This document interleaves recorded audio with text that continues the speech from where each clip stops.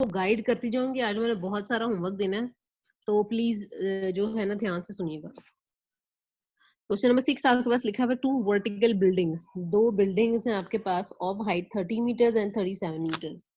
ये आपके पास एक बिल्डिंग है जी 30 मीटर्स हाई लंबी और एक 37 मीटर्स हाइट है, विच आर 16 मीटर्स अपार्ट। जिन दोनों बिल्डिंग्स के दरमियान डिस्टेंस कितना है? 16 मीटर्स है। A cable is pulled taut and attached from the top of the one building to the top of the other building. Top of the one building से top of the other building तक एक cable गई है. So this is the cable. Find the length of the cable. आपने इस cable की length find out करनी है. First of all diagram दोबारा से देख लें. 30 meters and 37 meters की आपके पास दो vertical buildings हैं. दोनों buildings के दरमियान 16 meters का distance है. एक केबल लगाई गई है from the top of the one building to the top of the other building. You need to find out the length of that cable कि इस केबल की लेंथ क्या होगी. फर्स्ट ऑफ ऑल ये पूरी लेंथ यहाँ से लेके आपके पास यहाँ तक पूरी 37 मीटर्स है, जबकि यहाँ से यहाँ तक यानी कि अगर मैं ये लाइन ड्रॉ करूँ यहाँ पे तो ये वाली लेंथ आपकी 30 है. तो ये आपके पास बिल्डिंग्स कुछ ऐसी बनी हुई हैं. एक ये बिल्डिंग है और एक ये बिल्डिंग है और ये केबल लगी हुई है. मैंने ये लाइन खुद से ड्रॉ कर ली है. ये 30 मीटर्स थी, दिस इज 37 मीटर्स और दोनों बिल्डिंग के दरमियान डिस्टेंस कितना है जी? 16 मीटर्स. अगर ये 16 मीटर्स है, ये वाली लेंथ आपके पास 16 मीटर है, तो ये वाली लेंथ भी आपके पास कितनी होगी? 16 मीटर्स ही होगी. इसलिए मैंने ये 16 मीटर है तो ये लेंथ भी आपके पास कितनी हो जाएगी? 16 मीटर्स ही हो जाएगी. अब ये पूरी लेंथ शुरू से लेके आखिर तक this complete length is 37 while your this length is 30 meters. ये पूरी लेंथ 37 है, ये वाली 30 है. अगर आप 37 में से 30 माइनस कर दें तो ये स्मॉल लेंथ आपके पास आ जाएगी. तो ये स्मॉल लेंथ आपके पास आएगी 37 माइनस 30 जो कि होती है 7 मीटर्स. इसका मतलब है कि ये स्मॉल लेंथ आपके पास 7 मीटर्स आ गई है, बेस आपके पास 16 मीटर्स आ गई है. आपने इस केबल की लेंथ फाइंड आउट करनी है. इसको एक्स का नेम दे दें. अब सिर्फ आपने इन एजेस को नेम देना है. ए बी सी ट्रायंगल ले लें.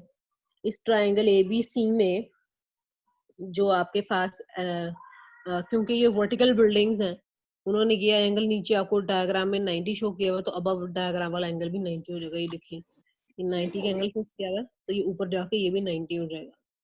तो x 16 और 7 taking x as your hypotenuse, 7 as your perpendicular and 16 as your base, I think that you can find out the length of the cable very easily.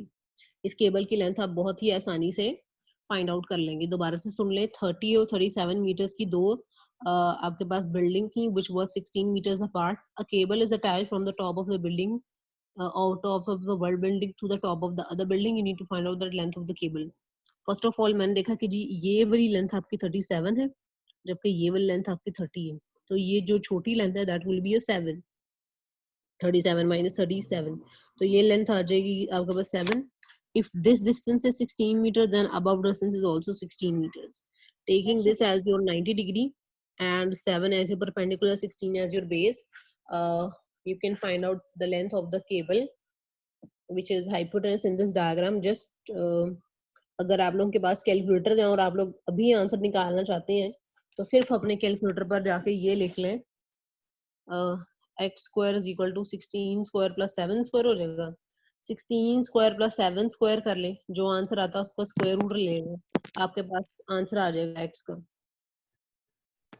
अपना अपना calculator उठाएं, उसके बाद लिखें 16 स्क्वायर प्लस 7 स्क्वायर, जो answer आता है उसका स्क्वायर रूट ले लें. वो आपके पास एक्यूरेट आंसर होगा क्वेश्चन नंबर 6 का. टीचर मैं बताऊं आंसर? जी मान आंसर क्या आया है? 17.46. 17.46. आई होप ईमान कि आपने स्क्वायर रूट लिया होगा. यस. ओके. स्क्वायर रूट लेने के बाद आपका आंसर मैच कर गया. 17.46. यस. 17.46 10B के एंड से मैच करें. टीचर डायग्राम दिखा दें प्लीज. यस टीचर, पीछे 17.5 लिखा हुआ है. वो राउंड ऑफ कर लेंगे तो 17.5 Yes. बन। टीचर एक बात पूछनी है, ये जो 16 मीटर नीचे है, जी ये जो बिल्डिंग के डिस्टेंस पे हमने लाइन लगाई है, तो हाँ यही जी वाला ऊपर भी होगा? हाँ जी, ये देखे ना, अगर यहाँ पर डिस्टेंस 16 मीटर है तो बिल्डिंग्स तो बिल्कुल सीधी है, बिल्डिंग्स तो टेढ़ी नहीं है, तो इसका मतलब है कि यहाँ पर भी डिस्टेंस भी 16 मीटर ही होना है, क्योंकि वर्टिकल बिल्डिंग्स है ना, टेढ़ी बिल्डिंग्स तो नहीं है। यस अगर ये वाला डिस्टेंस आपके पास 16 मीटर है तो अबव डिस्टेंस भी 16 मीटर ही होगा। Yes. Okay, now I am going to start your question number 7। Question number 7 थोड़ा लेंथी है लेकिन बहुत आसान है, तो अब मैं वर्ड प्रॉब्लम है, मैं पढ़ती हूँ, देखिएगा आपको जरूर समझ में आ जाएगी। Devi folded a sheet of paper into an envelope. Paper का वो एनवेलप बना रही है कौन? Devi. As shown in the figure, ये फिगर उन्होंने आपको बना के दे दी। In the figure angle AED this angle and BCD ये दोनों एंगल आपके पास कितने? 90 डिग्री के। टू सील द एनवेलप को सील करने के लिए, बंद करने के लिए, she has to apply glue apply करनी है किन किन साइड पे? Along AD and BD। इसका मतलब है कि उसको इस साइड पर ग्लू लगानी पड़ेगी और BD वाली साइड, इन दो साइड्स पर उसको लगानी पड़ेगी glue. As AE equal to ED, AE और ED दोनों लेंथ आपस में इक्वल है। If this length is 8 centimeter, which means the other length will also be 8 centimeters. So on your page number 274, it's my exercise 10B. It's page number 274, exercise 10B. Question number 7, we have started question number 7. We have completed our first 6 questions.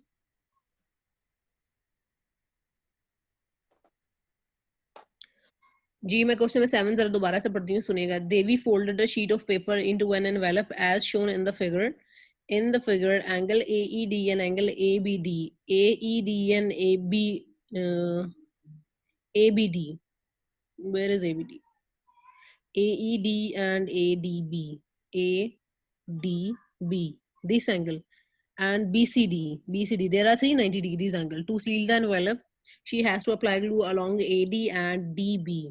AD और DB दो sides पर glue apply करना पड़ेगा. Given that AE is equal to ED. AE और ED दोनों कितनी है? 8 centimetre है. DC and BC. This is your DC and BC. These two lengths are equal. अगर ये 14 सेंटीमीटर है तो ये लेंथ भी कितनी हो जाएगी? 14 सेंटीमीटर है. Find the total length of the sides along which the glue has to be applied. Glue किन sides पर हमने apply करना था? AD और BD पे. उसने सवाल में ही बता दिया था कि आपने AD और BD दो sides के ऊपर जो है वो glue apply करना है. तो इसका मतलब है कि आपने फाइंड आउट करनी है उन दोनों साइड्स की टोटल लेंथ, यानी कि आंसर निकाल के उसको टोटल ऐड भी करके आपको बताना पड़ेगा कि वो टोटल कितनी लेंथ है जिसके ऊपर आपको ग्लू अप्लाई करना पड़ेगा. तो ये वाली टोटल लेंथ थी AD और BD, इन दोनों को ऐड करना पड़ेगा. But we are not having the length AD and BD, so first we will find them, and in the last step we will write a line that total length at which the glue has to be applied is equal to AD plus BD. दोनों को add कर लेंगे तो आपके पास क्या आ जाएगा? Total length आ जाएगी जहां पर आपने ग्लू अप्लाई करना है. तो first I am going to find my AD. Shape के एजेस को नेम उसने ऑलरेडी खुद दिया हुआ है, तो ये वाला काम इस बार आपको नहीं करना पड़ेगा. You can see the triangle AED. अगर आप ट्रायंगल AED पर जाएं, triangle AED 8 centimetre 8 centimetre hypotenuse आप खुद निकाल सकते हैं. इसके हाइपोटेनस को आप x का नाम दे दें. x का स्क्वायर आपके पास बन जाएगा 8 square plus 8 square. Hypotenuse Pythagoras theorem use करें. 90 के opposite hypotenuse, taking AE as your perpendicular and ED as your base, you can find out the length AD using Pythagoras theorem. Next you will move to the triangle BCD. Triangle BCD के ऊपर जब आप जाएंगे तो आप देखेंगे 14 90 के opposite हमने x यूज कर लिया, आप इसको y कह लें. 90 के ऑपोजिट आपके पास आ जाएगा hypotenuse, taking BC as your perpendicular and DC as your base. Perpendicular और बेस ले लें और दोबारा से आप YBD अपना हाइपोटेनस फाइंड आउट कर लें. तो दोनों ट्रायंगल से आपने हाइपोटेनस निकाल लेना है. हाइपोटेनस निकाल लेने के बाद तो पहली चीज जो है, आप अपनी कॉपी पे क्वेश्चन नंबर 7 जब लिखेंगे तो क्वेश्चन नंबर 7 में आपने पहले लिखना है, first of all we have taken the triangle AED. Triangle AED पे जब पाइथागोरस थ्योरम अप्लाई करते हैं तो ये बनता है x = 8 स्क्वायर प्लस 8 स्क्वायर. वहां से आपने x की वैल्यू निकालनी है. then you will say that moving to the triangle BCD. BCD triangle में चले जाएंगे आप. उसके ऊपर आप लिखेंगे y square is equal to 14 square plus 14 square, क्योंकि दोबारा जब आप उस ट्रायंगल के ऊपर पाइथागोरस थ्योरम अप्लाई करेंगे तो स्टेटमेंट ये बन जाएगी y square is equal to 14 square plus 14 square. यहाँ से आप y की वैल्यू निकालेंगे. यहाँ पे क्वेश्चन खत्म नहीं होता. क्वेश्चन खत्म होगा, आपने यहाँ पर लिखना है कि जी टोटल लेंथ टू विच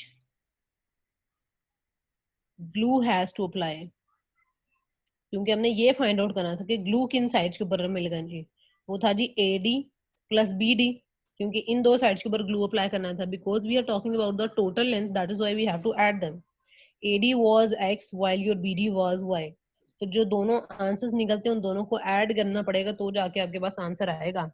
क्योंकि उन्होंने कहा है फाइंड द टोटल लेंथ, तो टोटल लेंथ निकालने के लिए आपको दोनों लेंथ्स को आपस में ऐड भी करना पड़ेगा. अब कैसे हमें पता चला कि AD और BD निकालना है, क्योंकि उन्होंने कहा कि आपने वो लेंथ निकालनी है जहां पर ग्लू अप्लाई होना है, और ग्लू अप्लाई होने वाली लाइन उन्होंने यहाँ पे लिख दी कि हमने AD और BD पे ग्लू अप्लाई करना है. इसका मतलब हमने AD और BD लेंथ निकाल के उनको ऐड कर देना. बहुत आसान क्वेश्चन है, सिर्फ उन्होंने खुद जो है ना लेंथी और लंबी वर्डिंग यूज की है. So I think that you can solve your question number 7. ये क्वेश्चन नंबर 7 का काम है जो आप लोगों ने कंप्लीट करना है. एक्सक्यूज मी टीचर, ये बस इतना ही क्वेश्चन है? ये बस इतना क्वेश्चन है. टीचर हम ए बी की लेंथ नहीं फाइंड करेंगे? ए बी की लेंथ क्यों निकाल रही है आपने? क्यों निकालना चाहती है AB की लेंथ? पूरा ट्रायंगल इसलिए. नहीं, हमें तो ट्रायंगल निकालने को कहा ही नहीं. इन्होंने तो हमें कहा कि सील करने के लिए किन साइड्स पर ग्लू अप्लाई करने चाहिए. तो सील करने के लिए तो हमें ग्लू अप्लाई करने की जरूरत, उन्होंने खुद कहा था कि AD और DB पे है. सिर्फ इन दो लेंस पर ग्लू अप्लाई होना था, तो मैं AB निकालूंगी क्योंकि जब वहां पर ग्लू अप्लाई होना ही नहीं. तो ओके. क्वेश्चन नंबर 7 का अगर किसी ने स्क्रीनशॉट लेना है तो आप सब ले लें. बिलाल अतीक फिर से आप लेट. मैं कब का आया हूँ? Yes teacher. Numan Parvez, you need to turn on your camera. Umar Nawaz और नुमान परवेज दोनों अपना कैमरा ऑन करें. आई होप कि बाकी पार्टिसिपेंट जिन्होंने लेट ज्वाइन किया उनको समझ में आ रहा होगा कि मैं क्या पढ़ा रही हूँ. This is your exercise 10B, page number 274. अब तक आपको होमवर्क मिल चुका है क्वेश्चन नंबर 6 और question number 7. Now I am going to move my on towards my question number 8. Question number 8 देख लें जी क्या लिखा हुआ है. A table coaster is in the shape of a rhombus. अब आपने कौन सी शेप डिस्कस करनी है? रोम्बस. अच्छा जी, रोम्बस डिस्कस करने से पहले, ये सवाल शुरू करने से पहले ना रोम्बस के बारे में आप चंद बातें सुन लें जो इस सवाल में इस्तेमाल होनी है, ताकि आपको बाद में क्वेश्चन में प्रॉब्लम ना आए. So I am going to draw this rhombus. Rhombus में ड्रॉ करने लगी हूँ. जरा इसके बारे में जो भी इंफॉर्मेशन है वो जरा गौर से सुन लें. Rhombus is any 4-sided close figure shape. Square की तरह की होती है रोम्बस, जिसकी चारों साइड्स आपस में होती है. लेकिन स्क्वायर में, जो स्क्वायर आपके पास होता है उसका हर इंटीरियर एंगल 90 डिग्री होता है. लेकिन रोम्बस में ऐसा नहीं होता. उसकी भी चारों साइड्स बराबर होती हैं, इसकी भी चारों साइड्स बराबर होती हैं, लेकिन इसमें 90 डिग्री का एंगल नहीं होता. रोम्बस में एक ये डायगोनल गुजरता है और दूसरा ये डायगोनल गुजरता है. ऑपोजिट वर्टिसेस को ज्वाइन करने वाली जो स्ट्रेट लाइन होती है डायगोनल होते हैं. तो ये दो डायगोनल होते हैं रोम्बस में. स्क्वायर के ये जो दोनों डायगोनल होते हैं ना, दोनों की लेंथ एक जैसी होती है. अगर ये 5 सेंटीमीटर है तो दूसरा डायगोनल भी 5 सेंटीमीटर होगा, जबकि रोम्बस में ऐसा नहीं होता. दोनों डायगोनल की लेंथ मुख्तलिफ होती है. इस डायगोनल की लेंथ कुछ और होगी, इस डायगोनल की लेंथ कुछ और होगी. लेकिन इसके डायगोनल के बारे में सबसे इंटरेस्टिंग बात ये है कि ये दोनों डायगोनल आपस में 90 डिग्री का एंगल बनाते हैं.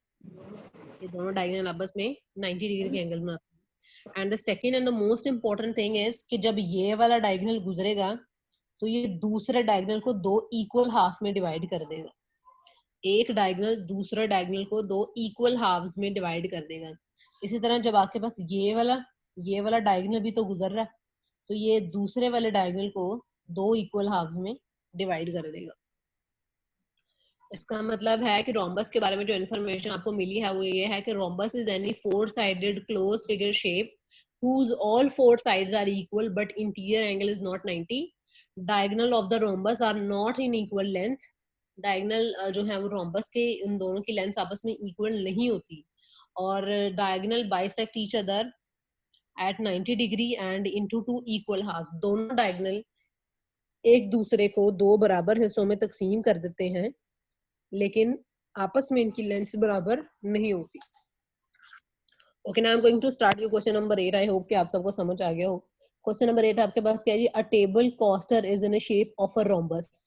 एक टेबल है जो शेप रोम्बस की शेप में है, has a diagonal of length 10 centimeter and 24 centimeter, जिसके डायगोनल की लेंथ, देखें डायगोनल्स की लेंथ आपस में इक्वल नहीं है। मैंने आपको पहले ही बताया था कि डायगोनल की लेंथ आपस में बराबर नहीं होगी।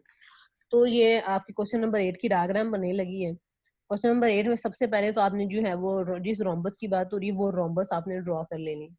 तो ये मैंने रोम्बस ड्रॉ कर लिया है। उसके उन चारों साइड्स बराबर थी, वो उन्होंने बताया नहीं कितनी बराबर थी। अब इसके बारे में उन्होंने क्या बताया कि एक डायगोनल की लेंथ जो है वो 10 सेंटीमीटर है और दूसरे डायगोनल की लेंथ कितनी है? 24 सेंटीमीटर। ये तो बात कंफर्म है कि ये दोनों 90 डिग्री पर मिलेंगे। अब ये जो 10 सेंटीमीटर वाला डायगोनल है, ये 24 सेंटीमीटर वाले डायगोनल को दो इक्वल हाफ्स में डिवाइड कर देगा। 24 सेंटीमीटर वाले डायगोनल को दो इक्वल हाफ्स में डिवाइड कर देगा। इसका मतलब है कि जब ये 10 सेंटीमीटर गुजरेगा तो ये लेंथ भी आपके पास 12 सेंटीमीटर रह जाएगी और ये लेंथ भी 12 सेंटीमीटर रहेगी, क्योंकि ये इसको दो इक्वल हाफ में डिवाइड कर देगा। इसी तरह ये 24 सेंटीमीटर वाला जो डायगोनल है, ये दूसरा डायगोनल जिसकी लेंथ 10 सेंटीमीटर थी, उसको 5 में डिवाइड कर देगा। आई होप कि आप लोगों को मेरी बात समझ में आ रही हो। हमें एक रोम्बस गिवन है, जिसके डायगोनल की लेंथ 24 सेंटीमीटर और 10 सेंटीमीटर है। हमें ऑलरेडी पता है कि जो डायगोनल होते हैं, उमर नवाज अपना माइक बंद कर दें। उमर नवाज प्लीज अपना माइक बंद कर दें और अपना कैमरा ऑन कर लें। जी, जब ये रोम्बस के डायगोनल्स आपस में गुजरेंगे तो ये जो 10 सेंटीमीटर वाला डायगोनल, ये 24 सेंटीमीटर वाले डायगोनल को दो इक्वल हाफ्स में डिवाइड कर देगा। तो 24 सेंटीमीटर के इक्वल हाफ्स क्या होते हैं? 12 सेंटीमीटर और 12 सेंटीमीटर।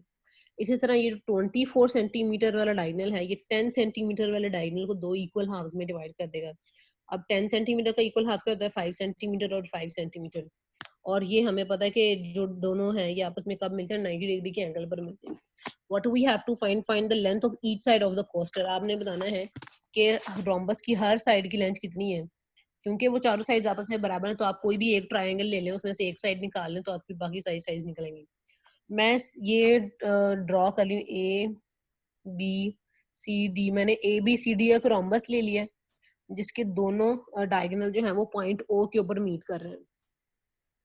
मैंने ए बी सी डी एक डायगोनल ले लिया है जिसमें ए डी एक डायगोनल है जिसकी लेंथ जो है वो 24 सेंटीमीटर है।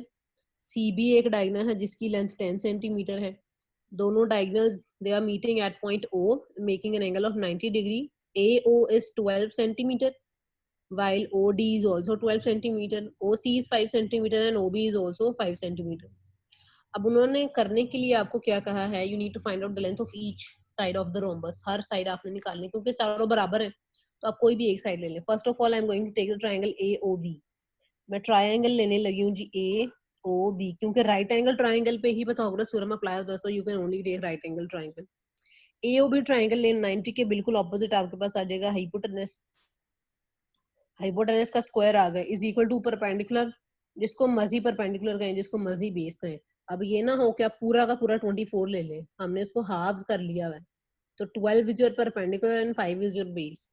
तो 12 स्क्वायर प्लस 5 स्क्वायर आपके पास आ जाएगा perpendicular and your base. x square is equal to 12 square plus 5 square ले, जो भी आंसर आता है उसको स्क्वायर रूट ले लेंगे, तो ये x आपके पास आ जाएगा।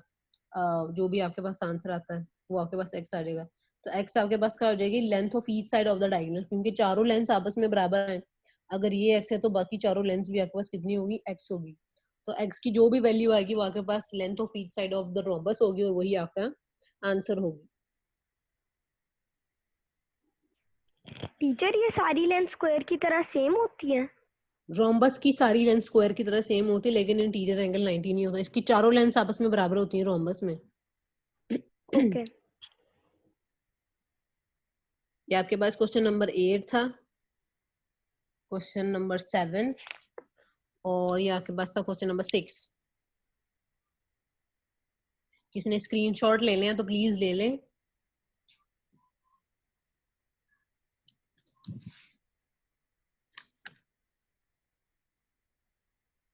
ये 3 सवाल ही आज मैं एक्सप्लेन कर पाऊंगी because you are having many participants today, so मुझे सबसे डिस्कस करना है कि उनको समझ में आया है या they have completed your work और नॉट। सो आज सिर्फ ये 3 सवाल ही रखे हैं आप लोग। These 3 questions is your homework. Next class तक आपके ये 3 सवाल कंप्लीट हो, मैं आपका नेक्स्ट क्लास में ये काम चेक करूंगी। नाउ अपना क्वेश्चन आंसर सेशन की तरफ आ जाते हैं। Okay, starting from